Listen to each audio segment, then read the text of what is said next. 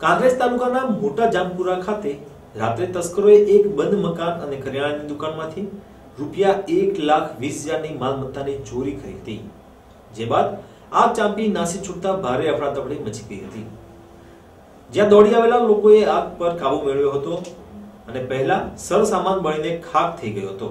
આ અંગે નોંધાયેલી ફરિયાદના આધારે પોલીસે ગુનો નોંધી વધુ તપાસ હાથ ધરી છે।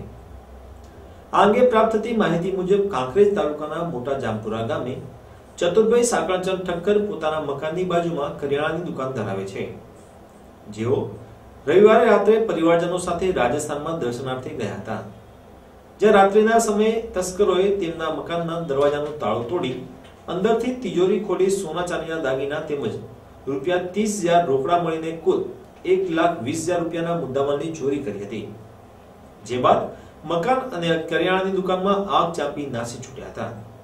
આગેની જાણ થતાં જ રાત્રે રહીશોમાં પણ ભારે અફરાતફરી મચી ગઈ હતી। મોટી સંખ્યામાં દોડી આવેલા ગ્રામજનોએ આગ પર કાબુ મેળવવાનો પ્રયાસ કર્યો હતો, પરંતુ સફળતા ન મળતા પોલીસને જાણ કરી હતી, જ્યાં પોલીસે ડીસાથી ફાયર બ્રિગેડની ટીમ બોલાવી હતી। જો કે ફાયર ફાઈટર આવે તે પહેલા તો ફ્રીજ, તેલના ડબ્બા, કરિયાણાનો સામાન, પલંગ, પંખા, ટીવી, કપડા સહિતનો સરસામાન બળીને ખાખ થઈ ગયો હતો।